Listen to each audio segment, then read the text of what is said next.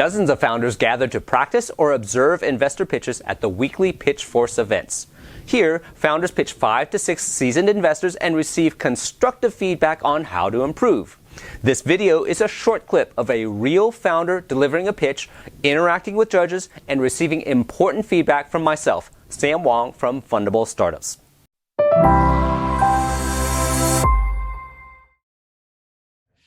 So 2020 was a tough year. It was tough on business. It was tough on customers. And, companies haven't been so disconnected and reliant on online communication as ever before. So, as you know, I'm Sergio Fernandez. I'm the co-founder and CEO of Funditio. I ran inside sales for a software company selling AI and machine learning to enterprise companies. And I have extensive software sales experience. So Funditio is a SaaS company building instant video chat solutions for contact centers and inbound sales. It was built in response to the changing work environment caused by the global COVID-19 pandemic to give companies and customers a human connection from anywhere. So the problem is that we're facing a lack of connection, reduced attention spans, slow engagement, and high friction for call scheduling. So none of the existing solutions right now offer impersonal and automation, chatbots, contactless scheduling, or multi-step processes to engage with customers. However, no solution allows you to engage one-on-one with important customers immediately. And so that's where Funditio comes in. So we provide a single-click video call with easy media sharing with preloaded assets, a tailored experience, and we have virtually no scaling costs because we use peer-to-peer communication for all of our video calls. We sell to financial service companies, insurance companies, and retailers, giving them a cutting edge and personal way of connecting with their premium customers. Our system is easy to use and implement. You can use it from any device without downloading anything, and we're working on biometric identification capabilities like Face ID. So we've hit a couple key traction indicators. So we're doing pilots with a diverse portfolio of companies, including Nextdoor Solutions, AutoGold, Patient Plus, and we have our first beta client, which is SV Link Angels. And we're also in initial phases of implementation with an intergovernmental organization to provide immediate access to services like counseling, emergency response, and medical assistance. So we're looking at a total addressable market at about 24 billion. Serviceable one about 9.2 billion, and we expect to have an obtainable market of about 900 million as of 2021. However, this doesn't include the high projected growth rates of video conferencing and contact centers after what has been the pandemic. So we're going to establish a tiered subscription-based pricing model with add-ons for different types of businesses and non-reoccurring engineering costs for bespoke customer needs. So we plan to attract companies of all sizes and across different industries. So we offer 3 plans: the freemium, professional, and enterprise. And we plan to rapidly grow and take advantage of the momentum of the current working environment, aggressively marketing to get as much market share as we can as quickly as possible. And eventually we're looking at an acquisition to a company like Zoom, a CRM like Salesforce, or one of the tech giants, Google, Microsoft, whatever it might be. So we started assembling our team of experts. Our CTO, who's also my dad, has a PhD in computer science from CUNY. He specializes in operating systems, computer architecture, and security. He was the CEO of ASCII Inc. and was featured in Fortune magazine for his influence in creating and pioneering the tech scene in Guadalajara, Mexico. We're planning on hiring a VP of sales, a marketing director, and some more engineers soon. So we're raising $1 million in SAFEs to run our first beta campaign targeting high-end retailers, financial service companies, and industry companies in the United States, insurance companies in the United States. Also using that fund to hire more necessary team members. And we're working on a rebrand because we are aware that saying Funditio is not the easiest thing in the world. So we want to make sure it's a little bit more customer friendly. And that should give us enough customer success stories to raise our Series A starting late 2022, because one of the things that we're looking for is that aggressive, rapid growth. So thank you. And I hope you're out of time. That was it. Yeah.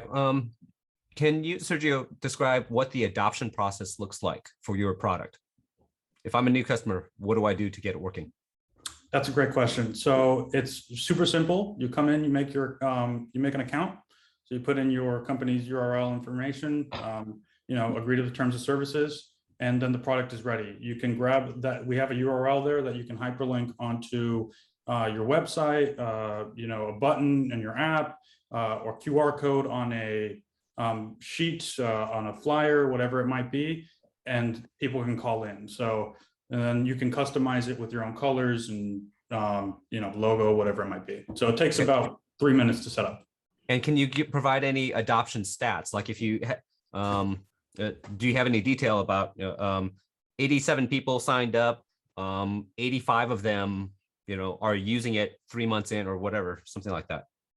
So everybody that has signed up is still using it, but we've done only like beta pilots. So it's those, 4 companies and SV Link Angels.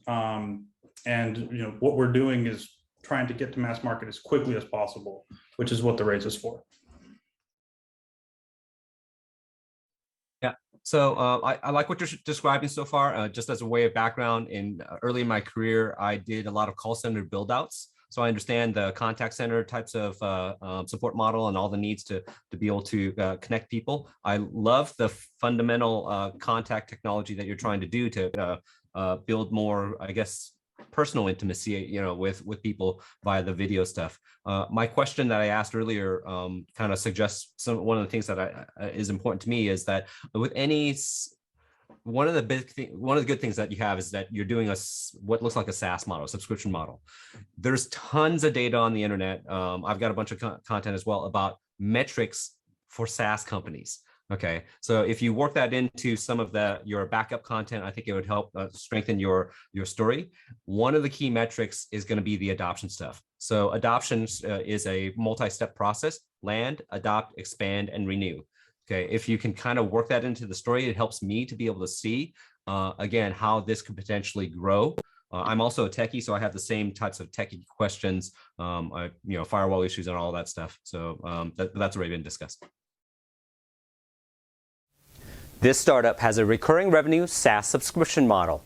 This is a very well understood, proven business model.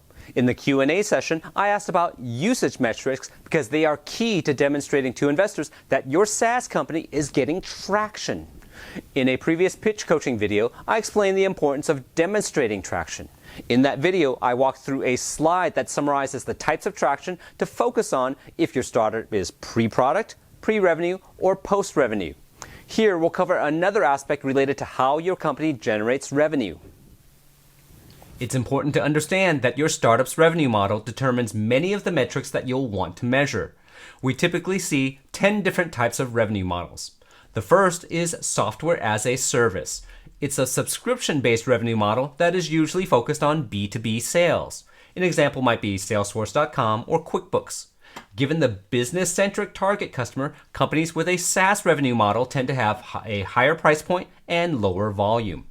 Subscription revenue models are very similar, except they tend to be focused on B2C sales or low-end B2B. An example might be Netflix or the mental health app Headspace.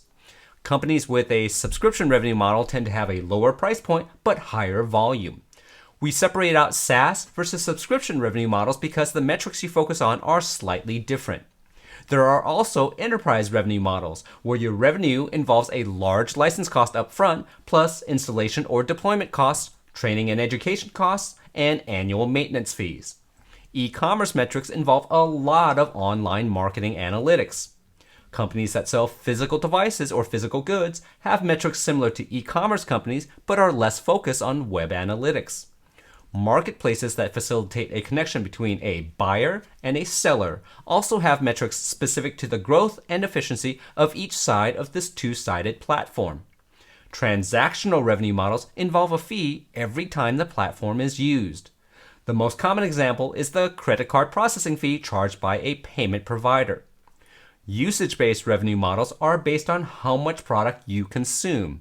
Examples include utilities such as electricity, gas, and water.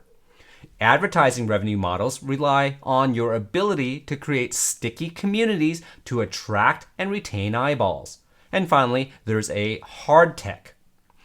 This is a bit difficult as many companies attempting a moonshot don't really have near-term revenue that you can measure. This means that the metrics tracked are more focused on demonstrating technical progress, regulatory approval, or business development traction.